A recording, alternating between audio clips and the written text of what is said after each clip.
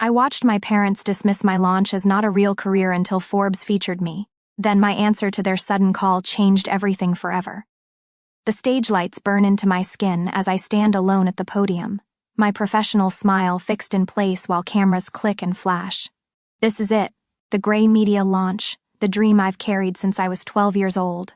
My heart pounds against my ribcage as I scan the very important person section, 5 empty seats staring back at me. I had reserved them anyway, had written their names on little cards, Mom, Dad, Everest, like I believed that somehow, this time would be different. Miss Gray, a reporter calls from the front row, notebook poised. Who inspired you to start your company?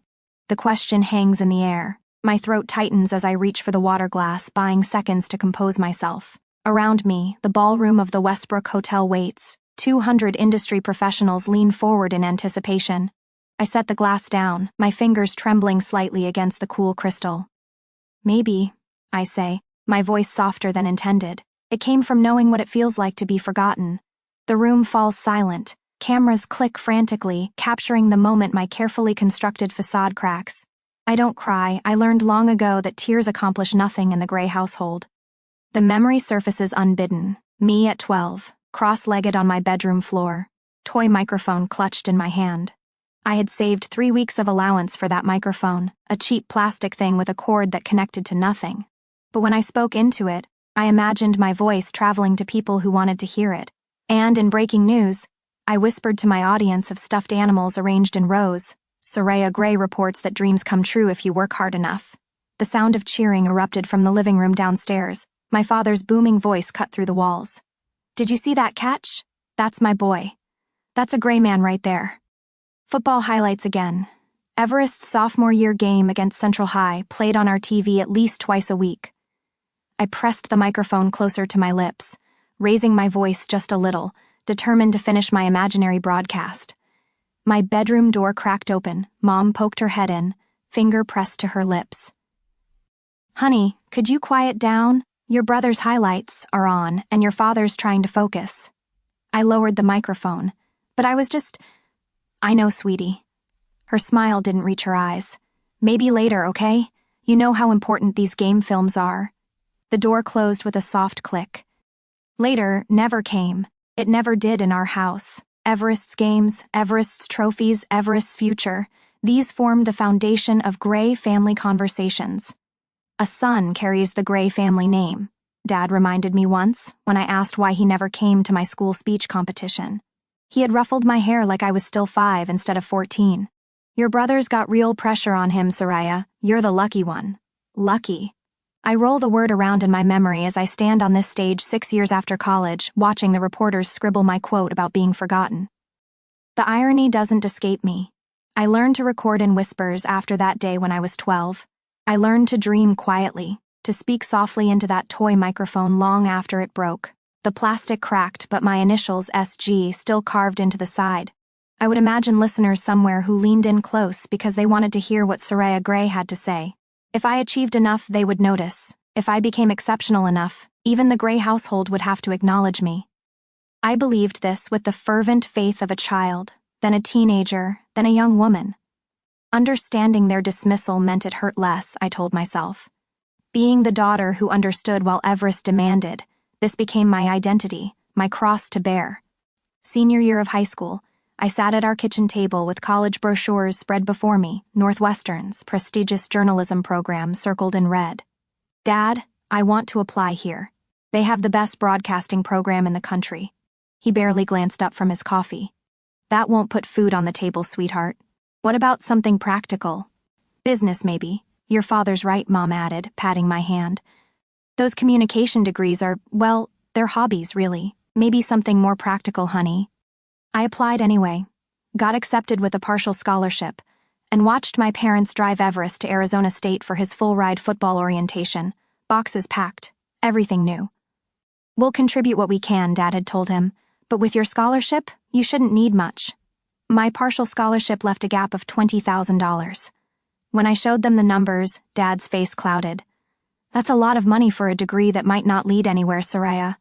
I ended up at community college, working night shifts at the campus coffee shop, recording my first podcast on equipment I bought piece by piece from pawn shops. That night after registration, I sat on my bed and whispered into my new second-hand microphone, testing the sound levels.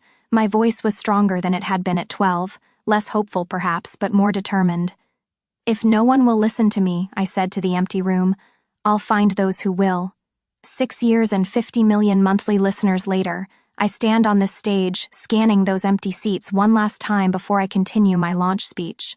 The words form in my throat, solid and sure, rising from that whisper in my childhood bedroom to fill this crowded ballroom. They didn't come, but everyone else did. That night, the steam rises from the industrial espresso machine as I pull another shot, my third double of the night. The clock above the counter reads 2:17 a.m., 3 more hours before I can lock up the grind and shuffle home to edit tonight's podcast episode. Another all-nighter, Gray? Marissa, the owner, leans against the counter, counting the day's tips. Her gray hair catches the low light as she divides the bills into neat stacks. 500,000 listeners don't record themselves. The pride in my voice still feels strange, foreign, like clothing I haven't broken in yet. Marissa whistles low. 500,000, huh? Your folks must be busting buttons. My hands freeze over the portafilter. They don't actually know. What do you mean they don't know? 500,000 people listen to your voice every week and your own parents aren't among them. I shrug, tamping the coffee grounds with practiced precision. They're busy. Everest's senior season at Arizona State. Every weekend they drive the 3 hours to Phoenix for his games. What I don't tell her is that they visited my apartment exactly once in 2 years. Dad spent 20 minutes examining my building's security features while Mom fussed over the milk in my refrigerator. They declined my offer to show them my makeshift studio in the spare bedroom. Just a closet with foam panels stapled to the walls and a microphone stand I assembled from hardware store parts. Last week, I sent them the link to the episode that hit the charts. I concentrate on the coffee dripping into the cup. Mom texted back, "That's nice, honey." 3 days later, no indication she'd listened. Marissa's hand settles on my shoulder. "They're lost, kid." The bell above the door jingles as a customer enters. The conversation ends there, but her words linger in my mind as I finish my shift. 3 weeks later, I'm driving the family sedan along the familiar route to my childhood home for Thanksgiving. Desert stretches on both sides of the highway. The November chill barely touches the Arizona landscape. My fingers tighten on the steering wheel as a billboard for Arizona State football appears, my brother's number 84 prominently displayed.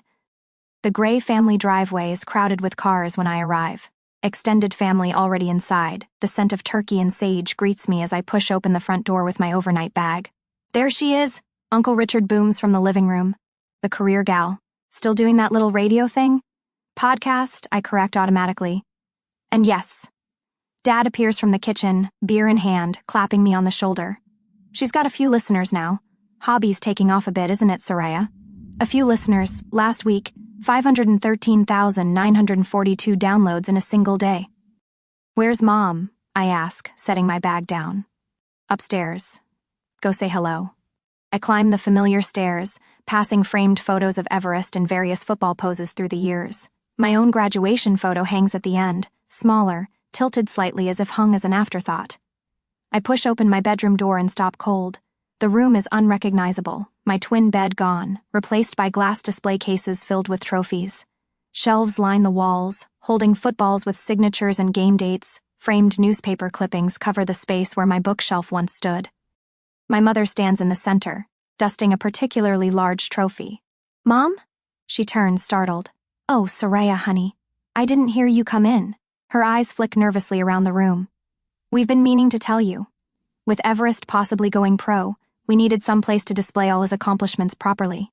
My throat tightens. "Where's my stuff?" "In the garage, boxed up nice and neat." She brushes her hands on her apron. "We figured since you've got your own place now." I scan the walls for any trace of me, the spelling bee certificates, my high school journalism awards, the framed cover of the university paper's issue I'd edited. Nothing remains. You could have asked. Well, you're never home, always working at that coffee shop, always recording your little stories. She pats my arm. "Come help with the stuffing. Everyone's waiting." Downstairs, Everest holds court in the living room, regaling cousins with tales of college glory. He barely acknowledges my presence with a nod before continuing his story about a game-winning catch. Later, as we gather around the dining table, Dad raises his glass. To Everest, with NFL scouts watching his every move. Soon we'll have a real gray legacy to be proud of. Glasses clink. My water glass remains on the table, untouched. After dinner, I escape to the garage, finding cardboard boxes labeled Soraya stacked haphazardly beside old paint cans. I dig through one, finding my childhood journals and carefully preserved awards, now creased and bent. My phone buzzes in my pocket. An email from Western Media Group, the podcast network that's been courting me for months. They're ready to offer a distribution deal that would expand my reach exponentially. The catch? They need financial references and a CO signer for the office space lease. I return to the house, finding Dad alone in the kitchen. Dad, I need to talk to you about something. He looks up from loading the dishwasher. Make it quick. Highlights are coming on. I explain the opportunity, the biggest of my career, and the requirement for a financial reference. His expression darkens with each word. So you want me to stake my credit on this podcast thing? Soraya, those internet radio shows are just hobbies. What happens when this falls through and I'm on the hook? It won't fall through. I have 500,000 listeners. This is my chance to... Your brother has NFL scouts at every game. That's real opportunity. This internet stuff? He shakes his head. It's not stable. My hands curl into fists at my sides. I'm asking for a signature, not money, and I'm saying no. When you have a real job with real prospects, then we can talk. He turns away, conversation over. That night, in my old bedroom now transformed into a shrine to my brother, I sit cross-legged on the floor between display cases. I record a raw, unfiltered episode on my phone that I never intend to publish. This is what invisibility sounds like, I whisper into the microphone. This is what it feels like when the people who should see you most clearly don't see you at all. Tears slide down my cheeks, but my voice remains steady. They're never going to see me unless I force them to look. In my apartment the next night, I methodically remove family photos from my desk, placing them in a drawer. I sign the Western Media contract with only my name on the dotted line, betting everything on my own signature. Professor Williams from Community College calls the following week, having heard about my contract. I knew you had something special, she says. Your voice has always carried truth. Marissa offers the coffee shop's back room for recording after hours, rent-free until I get on my feet. Trent Daniels, a tech entrepreneur who discovered my podcast through a friend, emails about investing in my vision for a network of female-focused shows. Your authenticity is rare, he writes. I want to help amplify it. The night I sign my first major advertising deal alone, I sit in my apartment surrounded by contracts, my name the only signature on every page. The broken toy microphone from my childhood sits on my desk, a reminder of the whispers that became shouts. For the first time, I don't feel the weight of my family's indifference crushing my chest. I breathe fully, deeply, freely. They may never see me, but everyone else will. A week later, the champagne glasses clink around my parents' dining table, a sound that followed every major Gray family announcement since I was old enough to remember. Dad stands, his chest puffed with pride, gripping his glass as if it might float away with all his excitement. To Everest, he announces, his voice booming across the room. Finally, a Gray making headlines. NFL tryouts next month, can you believe it? 28 pairs of eyes turn toward my brother, who beams with practiced humility. Mom dabs at tears while Uncle Frank claps Everest on the back so hard his wine sloshes dangerously close to Grandma's lace tablecloth. I smile and nod, my own glass barely touched. Nobody notices my phone vibrating in my pocket, my producer with news that my podcast just hit 1 million monthly listeners. The milestone I've worked toward for years arrives in the same moment everyone toasts my brother's potential career. Later, Mom finds me in the kitchen, loading the dishwasher while everyone fawns over Everest's college highlight reel in the living room. Honey, would you mind not mentioning your work tonight? She places a stack of dessert plates beside me. Your brother needs the spotlight right now. The scouts are still on the fence. I arrange the silverware with mechanical precision. When exactly is my turn for the spotlight, Mom? She sighs, the sound of a woman who's mastered the art of gentle dismissal. You know how your father feels about real careers versus hobbies. The word stings like she's slapped me. 1 million listeners, $200,000 in advertising revenue last quarter, a hobby. Right, I say, the word clipped short. Aunt Patty corners me before dessert, her bifocals slipping down her nose as she peers at me.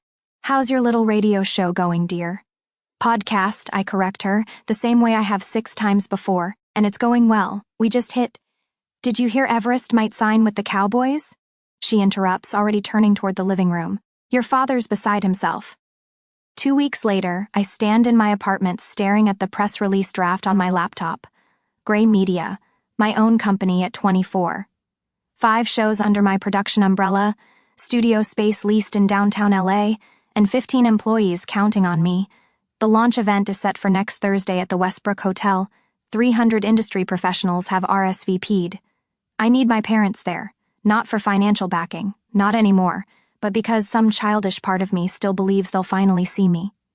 I type the email with shaking fingers.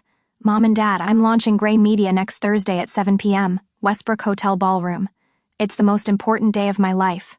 Please come. Love, Soraya. I check my phone hourly for 6 days. The morning of the launch, a text finally arrives. Sorry, honey, Everest's playoff game tonight. Your father says to tell you good luck with your thing. Love you. I read it 3 times before setting my phone face down on the bathroom counter. The mirror reflects a woman in a tailored gray suit, eyes bright with unshed tears. I blink them back, apply another coat of mascara, and practice my speech again. The ballroom glitters with industry elites when I take the stage that evening. 5 empty chairs stare back from the front row, each bearing a small reserved card with a name: Mom, Dad, Everest, Aunt Patty, Uncle Frank. I swallow hard as the spotlight finds me. Thank you all for coming tonight, I begin, my voice steadier than my heartbeat. Gray Media represents a new vision for digital storytelling. The speech flows easily until a reporter from the LA Times raises his hand during the Q&A. Miss Gray, he asks, who inspired you to start your company? The question hits like a punch to the sternum. I glance at those empty chairs, then back at the waiting crowd. Maybe, I say softly, it came from knowing what it feels like to be forgotten. A hush falls over the room. Cameras click frantically. I see recognition in the eyes of the women watching me, daughters who understand what it means to be overlooked. My phone rings at 11:42 that night. As I kick off my heels in my hotel room, Dad's number flashes on the screen. Are you trying to embarrass us? His voice thunders through the speaker without greeting. Your little comment is all over Twitter. Your brother's teammates are asking questions. Which comment, Dad? My voice remains steady, surprising me. That nonsense about being forgotten, like we haven't supported you your whole life. I sit on the edge of the bed, suddenly exhausted by the weight of pretending. If you feel embarrassed, maybe there's a reason. You think anyone cares about your little shows? His voice turns dismissive. This isn't football, Soraya. This isn't real. Millions do, I reply, the truth straightening my spine. Just not you. The line goes silent for 3 heartbeats. Your mother's upset, he says finally. By morning, the clip has gone viral. Female entrepreneur speaks truth about family dynamics reads one headline. My inbox floods with messages from women sharing similar stories. My business partners gather in my office the following Monday, concern etched on their faces. The board is worried about the personal angle, Mark begins, but Lucia cuts him off. They're wrong, she says firmly. Your honesty is your strongest asset, Soraya. The numbers prove it. She's right, subscriber counts have doubled overnight. 3 major platforms have reached out with partnership offers. The Women's Media Alliance wants me to keynote their conference. For the first time, I understand the power in my voice, not despite being forgotten, but because of it. 6 months later, I stand in my apartment staring at the Forbes magazine on my coffee table. 30 Under 30 blazes across the cover. My photo takes up a quarter of page 18. Self-made media entrepreneur Soraya Gray revolutionizes podcasting reads the caption beneath, a shot of me, alone, in my downtown LA studio, surrounded by recording equipment. My phone chimes with an email notification from dgray@hotmail.com. Subject, we saw your interview with Terry Gross. My heart stutters as I open it. Soraya, your mother and I listened to your Fresh Air interview yesterday. You spoke well. We're proud to see a Gray making such an impression in the business world. Warmth blooms in my chest. Finally, after all these years, they see me. Then I read the last paragraph. On a personal note, Everest is going through a tough time after being cut from training camp. His son's private school tuition is due and he could use some support, about $3,000 monthly until he lands on his feet. Since you're doing so well now, family should help family, right? The warmth collapses into a cold, hard knot. I close the email without replying and turn the magazine face down on the table. Some things never change, but I have. The email from my father glows on my laptop screen at 2 a.m. Its timestamp mocking me. 3 years of silence broken by 23 carefully crafted sentences about family pride, punctuated by a request for $3,000 monthly payments to support Everest. I trace my finger over the screen, feeling nothing but the cool glass beneath my fingertip. The apartment sits quiet around me, my space, bought with my success. No football trophies here, just awards they never acknowledged and books they never believed I'd write. "We're so proud of what you've accomplished," my father wrote. Proud, the word sits bitter on my tongue like old coffee. 30 seconds on Google would have shown them my accomplishments years ago, but they waited until Everest needed money. I type my response slowly, weighing each word like currency, polite acknowledgement of their newfound interest, brief updates on my upcoming projects. Nothing about money. I sign off with "I'm building something that matters" instead of love. The cursor hovers over send, one deep breath, click. Within hours his response arrives, less polished this time. "Did you see the part about Everest's situation?" 2 more emails follow that evening, 5 the next day, each one less measured than the last. Desperation seeping through digital cracks. I answer none of them. A week passes, the receptionist's voice crackles through my office intercom. "Miss Gray, your brother is here." My stomach tightens. I stand, smoothing my charcoal pencil skirt with damp palms. "Send him in." Everest fills the doorway of my corner office, still carrying himself like the star quarterback. His designer jacket hangs loose around shoulders that once bulldozed defensive linemen. His eyes narrow when he spots the view of downtown Los Angeles behind me. "Nice digs," he says without a smile. "Must be nice. What can I do for you, Everest?" I gesture toward the chair across from my desk, but he remains standing. "Dad's emails. You've been ignoring them." I responded to his first one, not about what matters. He paces 3 steps, stopping at my bookshelf where my first microphone sits in a glass case. "You know I lost my coaching position. The office beyond my glass walls has gone quiet. My team pretends not to watch, but I feel their attention like a physical presence." I heard, "I'm sorry. Sorry doesn't pay bills." His voice rises. "You've got millions of listeners while my son eats instant noodles. What kind of aunt does that make you?" The word aunt lands like a slap. Everest has a 9-year-old I've met exactly twice, both times too busy talking football with Dad to introduce us properly. "You haven't called me his aunt since he was born." The words escape before I can catch them. "This isn't about that." He slams his palm against my desk. "This is about family, about helping each other when times get tough. When times got tough for me, where were you?" My voice remains even, practiced. "When I worked night shifts for college? When I launched Gray Media alone? That's different." "How? It just is. You're a..." He falters. "A girl?" I finish for him. "Just the daughter?" Heads turn in the office beyond. I've raised my voice without meaning to. This isn't how I planned this conversation.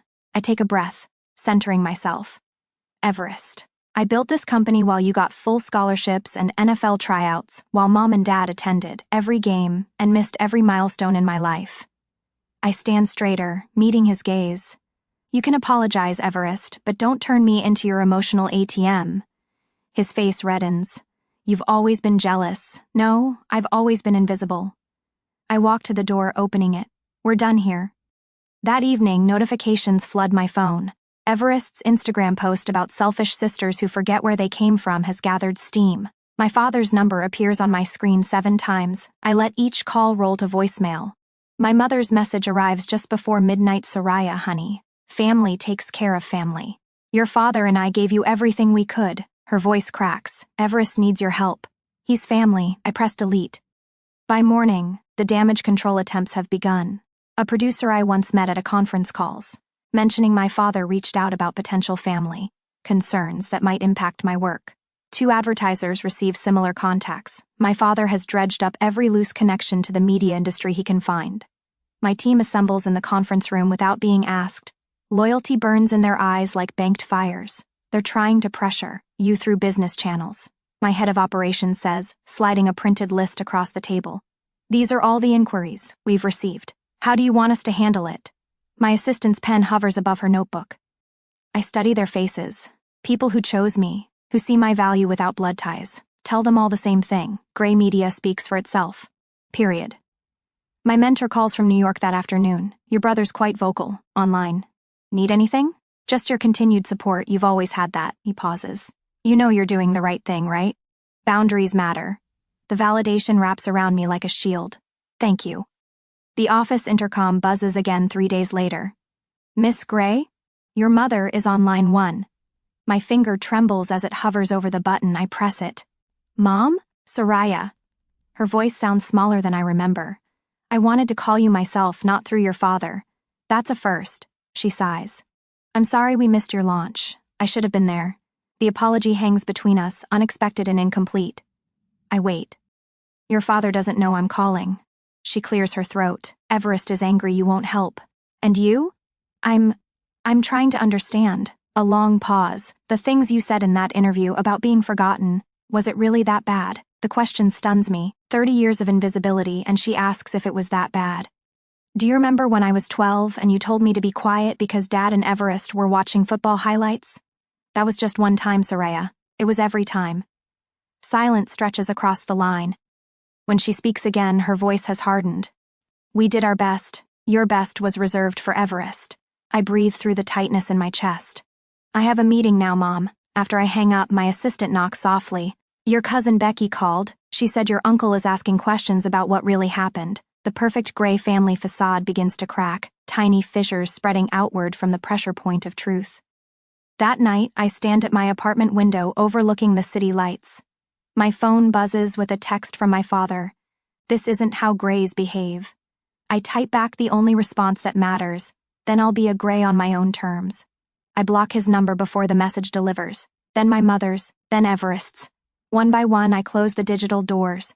They only opened when they wanted something from me. The silence that follows feels nothing like emptiness. It sounds exactly like freedom. The email arrives at 2:17 a.m. a week later.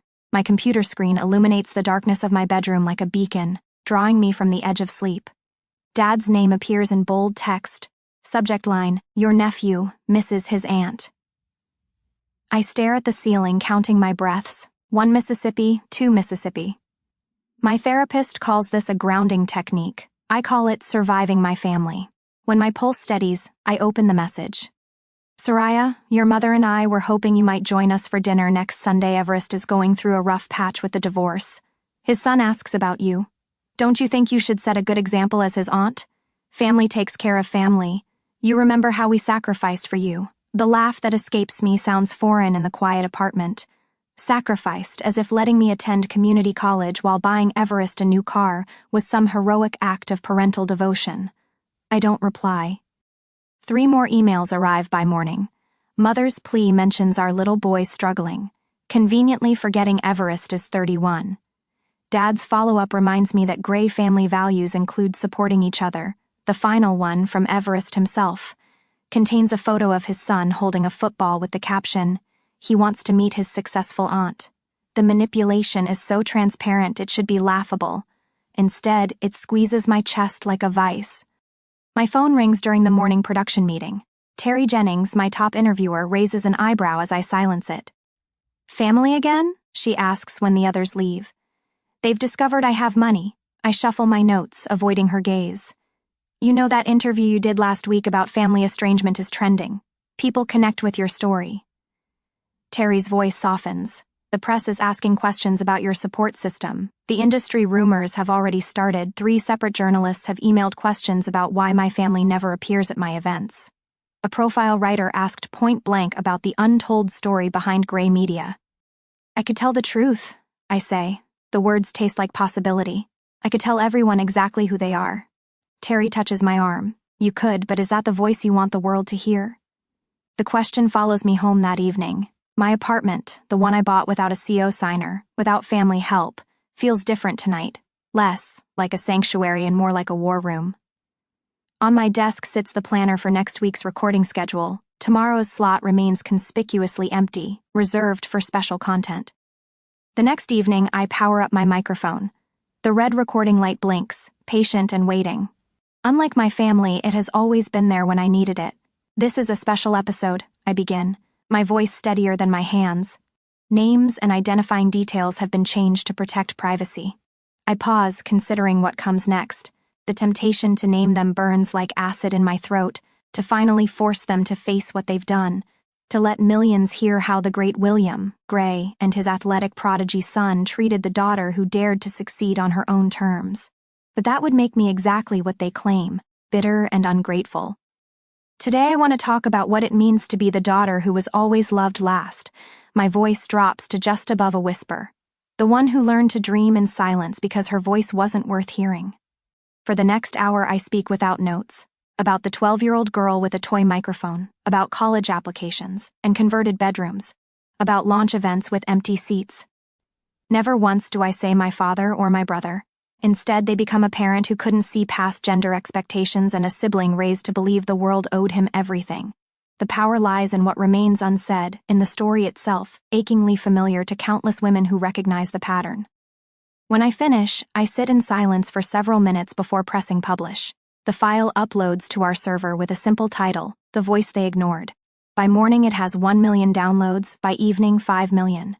Within 48 hours, 10 million people have heard my story without hearing my family's names.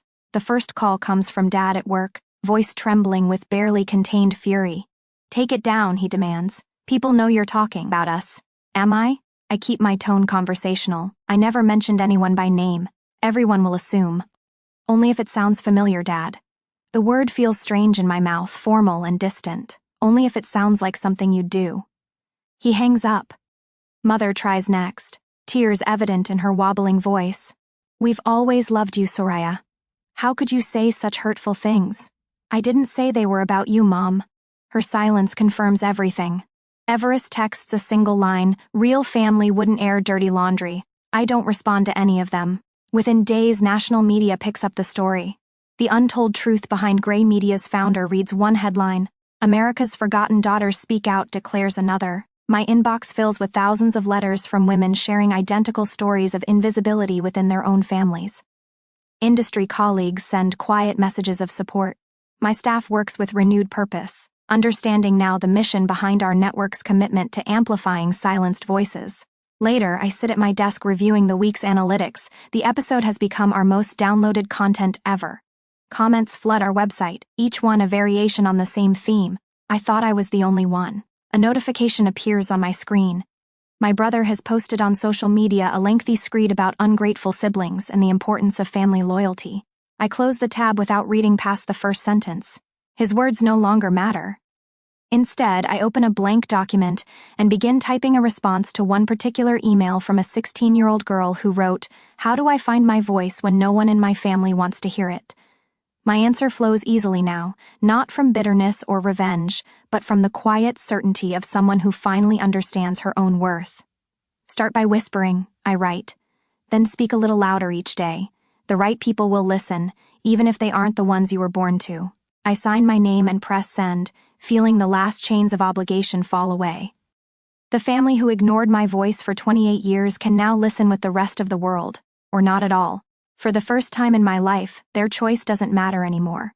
The morning light filters through my apartment windows, casting a golden glow across the wall of awards. 3 years since that viral press conference, 3 years since I blocked their numbers. I trace my fingers across the spines of books lining my shelves.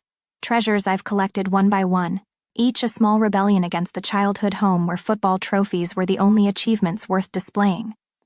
My downtown LA apartment hums with quiet contentment, a sanctuary built entirely on my terms. Grey Media occupies the top floor of a glass building 6 blocks from here. 15 shows now, 50 million monthly downloads, numbers that should matter. Yet what strikes me most this morning is the silence, how comfortable it feels after years of striving to be heard. The notification pings, an unfamiliar email address. I almost swipe it away until the subject line catches me, from Everest's son. My coffee cup freezes halfway to my lips. I haven't heard that name spoken aloud in my home for years. "Dear Aunt Soraya," the message begins. "I'm Tyler. I'm 12 now. I listened to your podcast about invisible daughters. I think I understand why you don't talk to my dad anymore. Our family treated you badly. I want to be different. Could we meet? Just us." My thumb hovers over delete, the gray family pattern. Reach out only when they need something. But he's 12, just a boy. I suggest a coffee shop near my office, public, brief, controlled. 2 days later, he sits across from me, all gangly limbs and uncertain smiles. Everest's jawline, but softer eyes. He clutches a small box wrapped in what looks like Sunday comics. "Dad doesn't know I'm here," he says, pushing the package toward me. "Mom helped me find this. She said you might want it back." The paper crinkles beneath my fingers. Inside rests a small plastic microphone, cracked along one side, yellowed tape holding it together. My initials SG carved into the base with a safety pin during a particularly boring Sunday when everyone else watched football. Where did you find this? My voice catches. Mom found it in Grandpa's garage when they were cleaning. 20 years collapse, I'm 12 again, whispering stories into this worthless plastic toy, believing someone, somewhere, would want to hear them. I listen to all your shows, Tyler says, fidgeting with his straw. The one about invisible daughters made me cry. Dad never talks about you, but sometimes I hear him and Grandpa arguing about you when they think I'm playing video games. Something breaks loose inside me. For the first time in years, tears blur my vision. Thank you for bringing this. The words barely squeeze past the tightness in my throat. Could I ask you something? Tyler leans forward. How did you know your voice mattered when nobody listened? The question strikes with such familiar precision that I know instantly this boy carries the Gray family curse of invisibility. Not the golden child, the watcher, the quiet one. I reach across the table, squeezing his hand. I didn't know if it mattered. I just knew I'd disappear completely if I didn't use it. Dad says I should play football, he confesses in a rush, eyes darting to gauge my reaction. But I'd rather write stories. You don't have to be like anyone else, Tyler, I tell him. Just listen and tell the truth. That's all any voice really needs. His smile breaks like sunrise. Could I learn to record them someday, like you did? When you're ready, I promise. I'll teach you. Later that evening, I place the broken microphone on my shelf between my Peabody Award and the Forbes magazine feature.